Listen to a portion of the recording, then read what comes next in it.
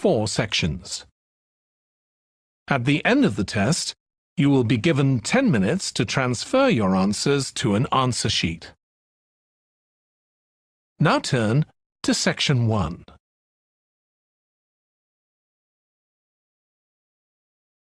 Section 1. You will hear a phone conversation between Alex, an employee at a company called JPNW, and Martha, who wants to work as a trainee at the company. First, you have some time to look at questions 1 to 7.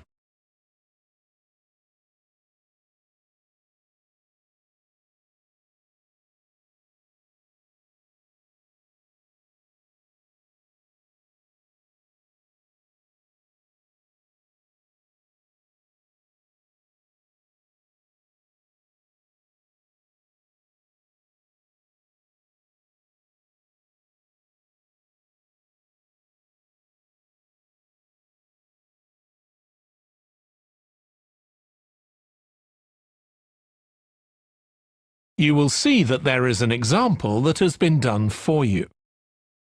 On this occasion only, the conversation relating to this will be played first.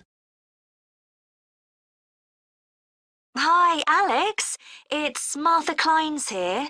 James White gave me your number. I hope you don't mind me calling you. Of course not. How are you, Martha? Good, thanks. I'm ringing because I need a bit of advice.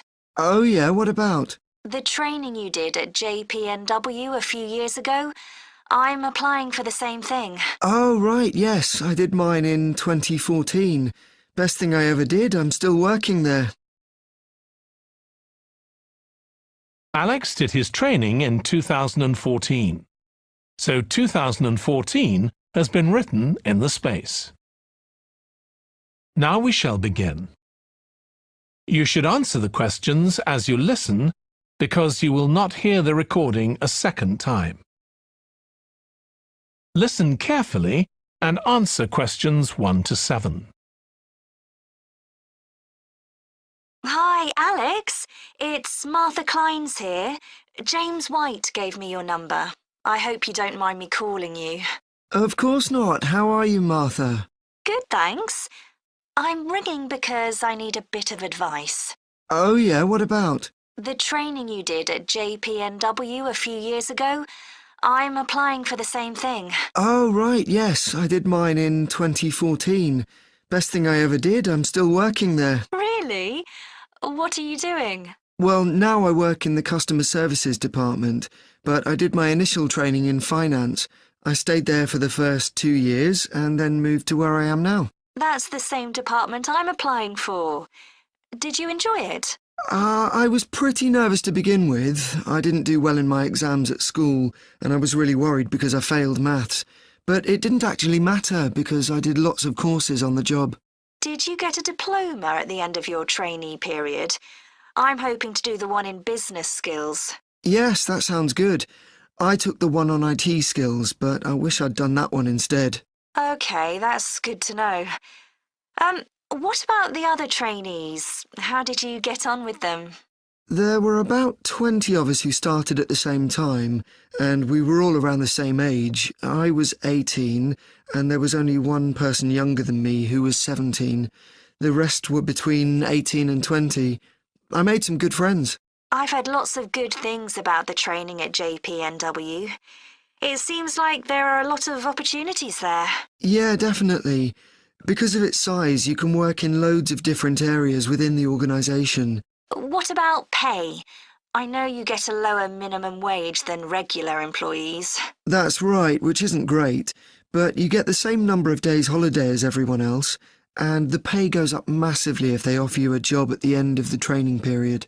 Yeah, but I'm not doing it for the money. It's the experience I think will be really useful. Everyone says by the end of the year you gain so much confidence. You're right, that's the most useful part about it. There's a lot of variety too. You're given lots of different things to do. I enjoyed it all. I didn't even mind the studying. Do you have to spend any time in college? Yes, 1 day each month. So you get lots of support from both your tutor and your manager. That's good. And the company is easy to get to, isn't it? Yes, it's very close to the train station, so the location's a real advantage. Before you hear the rest of the phone conversation, you have some time to look at questions 8 to 10.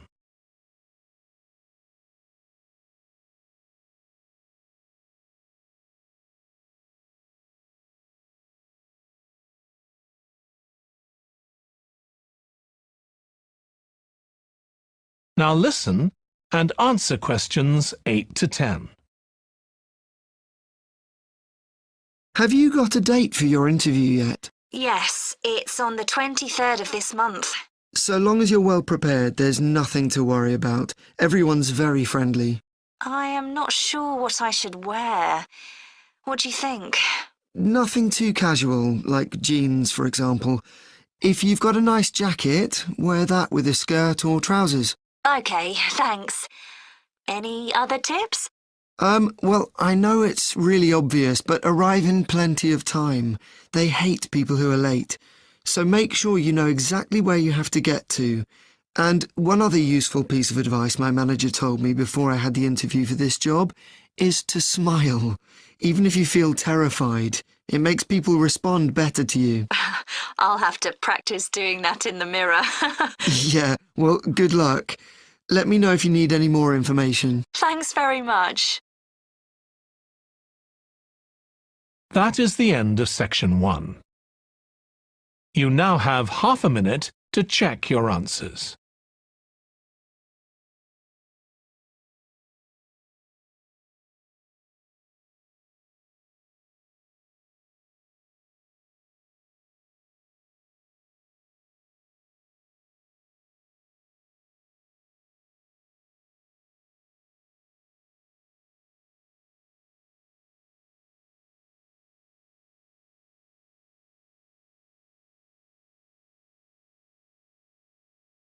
Now turn to section 2.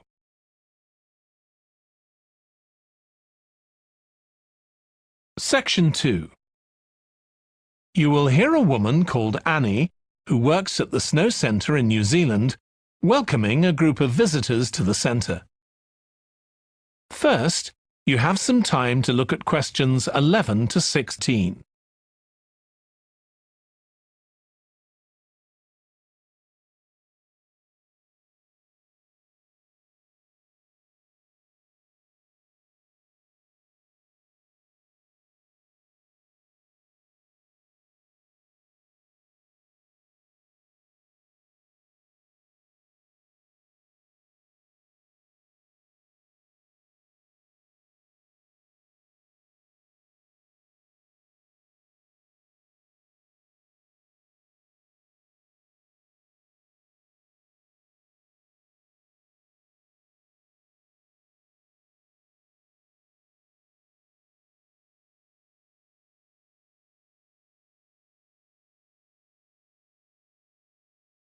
Now listen carefully and answer questions 11 to 16. Hi everyone, welcome to the Snow Centre. My name's Annie. I hope you enjoyed the bus trip from the airport. We've certainly got plenty of snow today. Well, you've come to New Zealand's premier snow and ski centre, and we've a whole load of activities for you during your week here. Most visitors come here for the cross-country skiing, where you're on fairly flat ground for most of the time, rather than going down steep mountainsides. There are marked trails, but you can also leave these and go off on your own, and that's an experience not to be missed. You can go at your own speed. It's great aerobic exercise if you really push yourself. Or, if you prefer, you can just glide gently along and enjoy the beautiful scenery. This afternoon, you'll be going on a dog sled trip. You may have seen our dogs on TV recently, racing in the Winter Sled Festival. If you want, you can have your own team for the afternoon and learn how to drive them, following behind our leader on the trail. Or if you'd prefer, you can just sit back in the sled and enjoy the ride as a passenger. At the weekend, we have the team relay event, and you're all welcome to join in. We have a local school coming along, And a lot of the teachers are taking part too. Participation rather than winning is the main focus, and there's a medal for everyone who takes part. Participants are in teams of 2 to 4, and each team must complete 4 laps of the course. For your final expedition, you'll head off to Mount Frenna wearing a pair of special snowshoes which allow you to walk on top of the snow. This is an area where miners once searched for gold, though there are very few traces of their work left now. When the snow melts in summer, the mountain slopes are carpeted in flowers and plants. It's a long ascent, though not too steep, and walkers generally take a couple of days to get to the summit and return. You'll spend the night in our hut halfway up the mountain. That's included in your package for the stay. It's got cooking facilities, firewood and water for drinking. For washing, we recommend you use melted snow, though, to conserve supplies. We can take your luggage up on our snowmobile for you for just $10 a person. The hut has cooking facilities, so you can make a hot meal in the evening and morning, but you need to take your own food. The weather on Mount Frenna can be very stormy. In that case, stay in the hut. Generally, the storms don't last long. Don't stress about getting back here to the centre in time to catch the airport bus. They'll probably not be running anyway. We do have an emergency locator beacon in the hut, but only use that if it's a real emergency, like if someone's ill or injured. Before you hear the rest of the talk, you have some time to look at questions 17 to 20.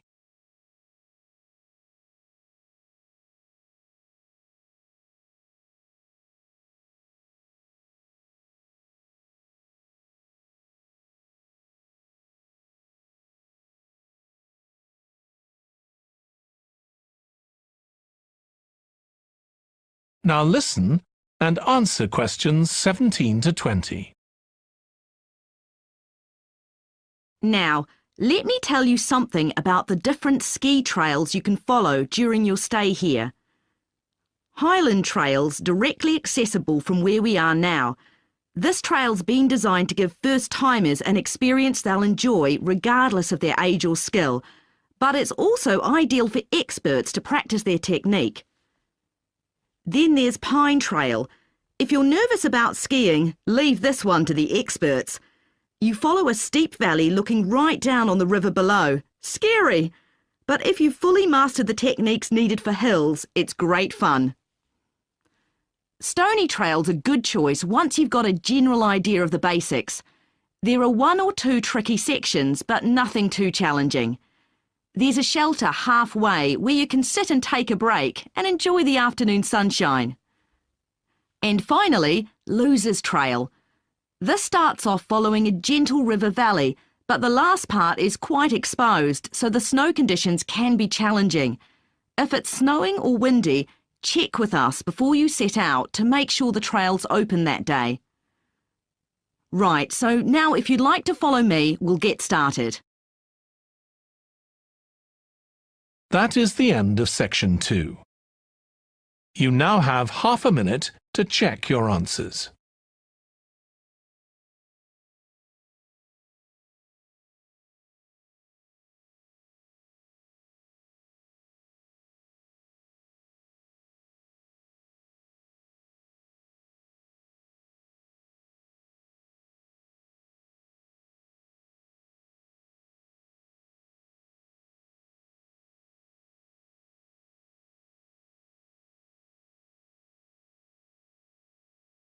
Now turn to section 3.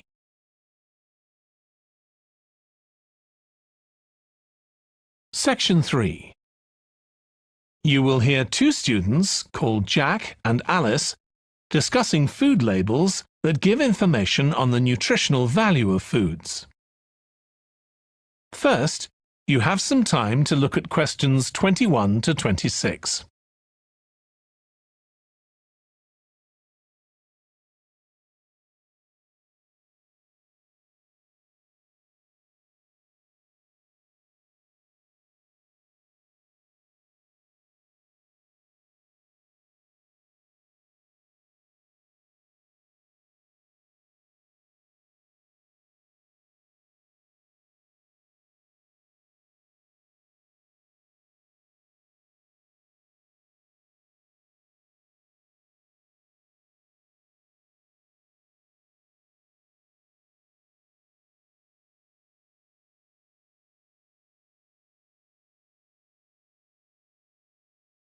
Now listen carefully and answer questions 21 to 26.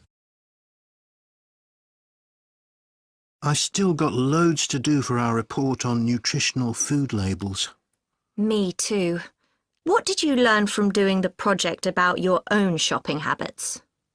Well, I've always had to check labels for traces of peanuts in everything I eat because of my allergy.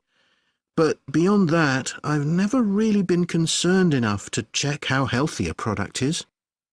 This project has actually taught me to read the labels much more carefully. I tended to believe claims on packaging, like low in fat. But I now realise that the healthy yoghurt I've bought for years is full of sugar, and that it's actually quite high in calories. Ready meals are the worst. Comparing the labels on supermarket pizzas was a real eye-opener. Did you have any idea how many calories they contain? I was amazed. Yes, because unless you read the label really carefully, you wouldn't know that the nutritional values given are for half a pizza. When most people eat the whole pizza. Not exactly transparent, is it? Not at all. But I expect it won't stop you from buying pizza. Probably not, no. I thought comparing the different labelling systems used by food manufacturers was interesting. I think the kind of labelling system used makes a big difference. Which one did you prefer? I like the traditional daily value system best, the one which tells you what proportion of your required daily intake of each ingredient the product contains. I'm not sure it's the easiest for people to use, but at least you get the full story. I like to know all the ingredients in a product, not just how much fat, salt and sugar they contain. But it's good supermarkets have been making an effort to provide reliable information for customers. Yes. There just needs to be more consistency between labelling systems used by different supermarkets, in terms of portion sizes, etc. The labels on the different brands of chicken flavour crisps were quite revealing too, weren't they? Yeah. I don't understand how they can get away with calling them chicken flavour when they only contain artificial additives. I know. I'd at least have expected them to contain a small percentage of real chicken. Absolutely. I think having nutritional food labelling has been a good idea, don't you? I think it will change people's behaviour and stop mothers, in particular, buying the wrong things. But didn't that study kind of prove the opposite? People didn't necessarily stop buying unhealthy products. They only said that might be the case. Those findings weren't that conclusive, and it was quite a small-scale study. I think more research has to be done. Yes, I think you're probably right. Before you hear the rest of the discussion, you have some time to look at questions 27 to 30.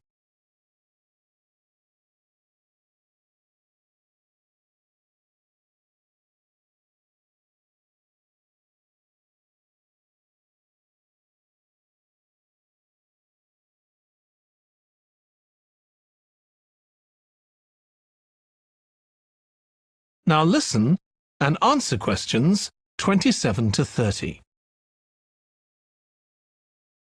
What do you think of the traffic light system? I think supermarkets like the idea of having a colour-coded system, red, orange or green, for levels of fat, sugar and salt in a product. But it's not been adopted universally, and not on all products. Why do you suppose that is?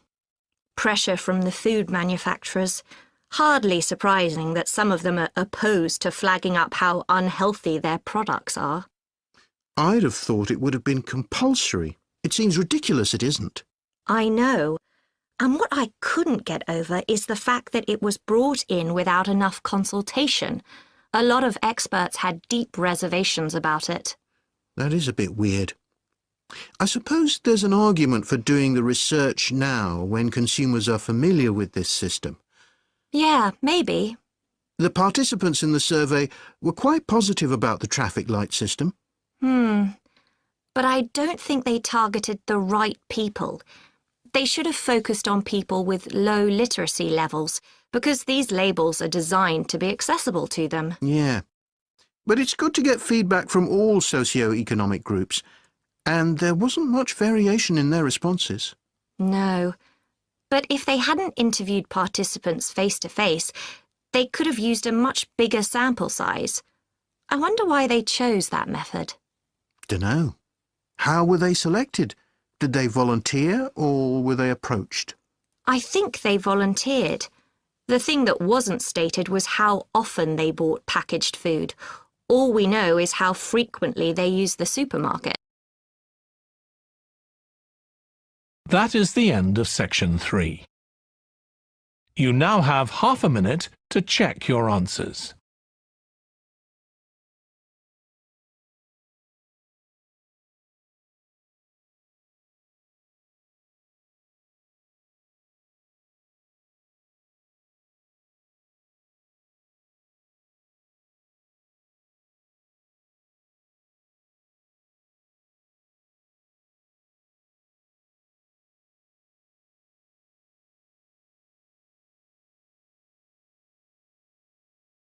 Now turn to section 4.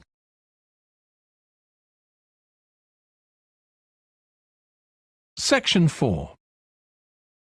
You will hear part of a presentation by a history student about the history of coffee. First, you have some time to look at questions 31 to 40.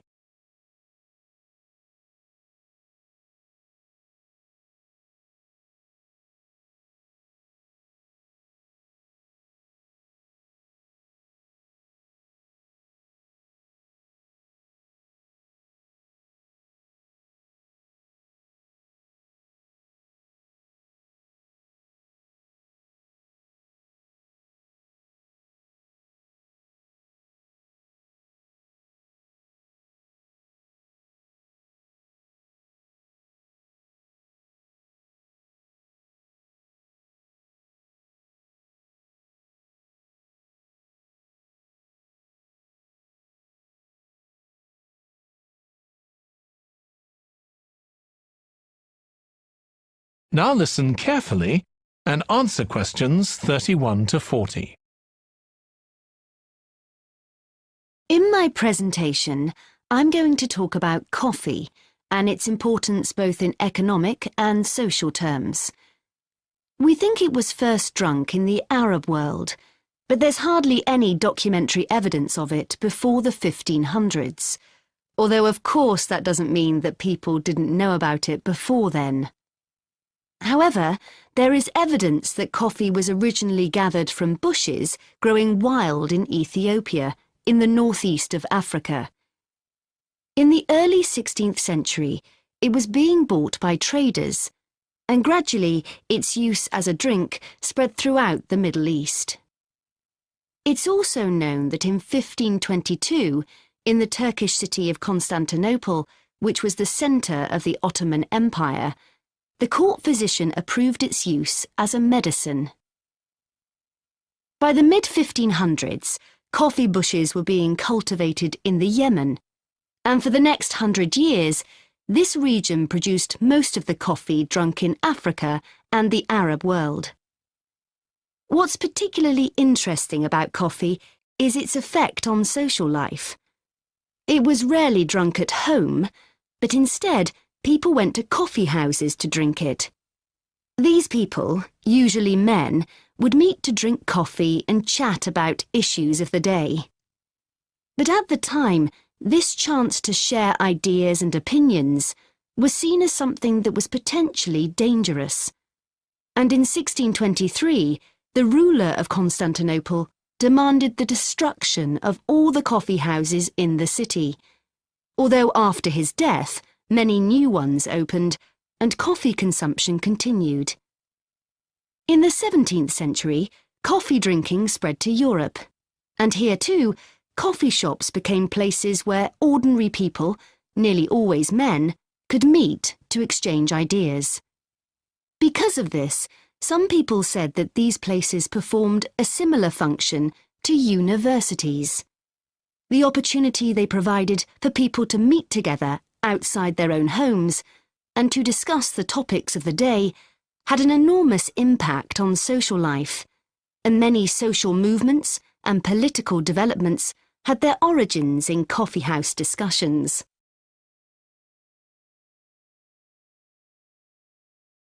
In the late 1600s, the Yemeni monopoly on coffee production broke down, and coffee production started to spread around the world, helped by European colonization.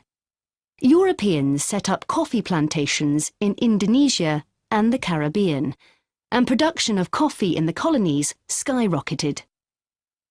Different types of coffee were produced in different areas, and it's interesting that the names given to these different types, like Mocha or Java coffee, were often taken from the port they were shipped to Europe from. But if you look at the labour system in the different colonies, there were some significant differences. In Brazil and the various Caribbean colonies, coffee was grown in huge plantations, and the workers there were almost all slaves. But this wasn't the same in all colonies. For example, in Java, which had been colonised by the Dutch, the peasants grew coffee and passed a proportion of this on to the Dutch, so it was used as a means of taxation. But whatever system was used, under the European powers of the 18th century, coffee production was very closely linked to colonisation. Coffee was grown in ever-increasing quantities to satisfy the growing demand from Europe, and it became nearly as important as sugar production, which was grown under very similar conditions. However, coffee prices were not yet low enough for people to drink it regularly at home, so most coffee consumption still took place in public coffee houses, and it still remained something of a luxury item. In Britain, however, a new drink was introduced from China and started to become popular, gradually taking over from coffee, although at first it was so expensive that only the upper classes could afford it. This was tea, and by the late 1700s it was being widely drunk. However, when the USA gained independence from Britain in 1776, they identified this drink with Britain, and coffee remained the preferred drink in the USA, as it still is today. So, by the early 19th century, coffee was already being widely produced and consumed. But during this century, production boomed and coffee prices started to fall. This was partly because new types of transportation had been developed, which were cheaper and more efficient. So now, working people could afford to buy coffee.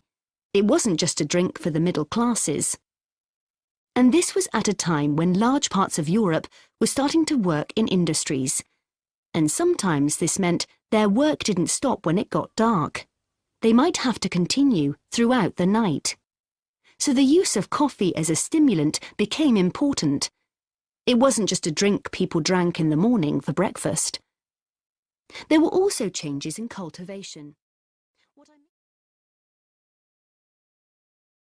That is the end of section 4.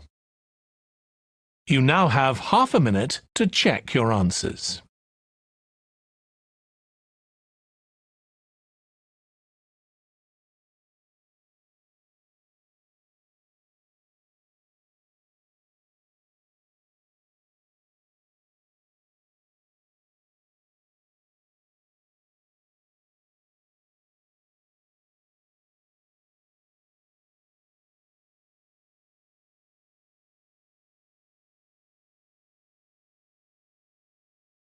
That is the end of the listening test.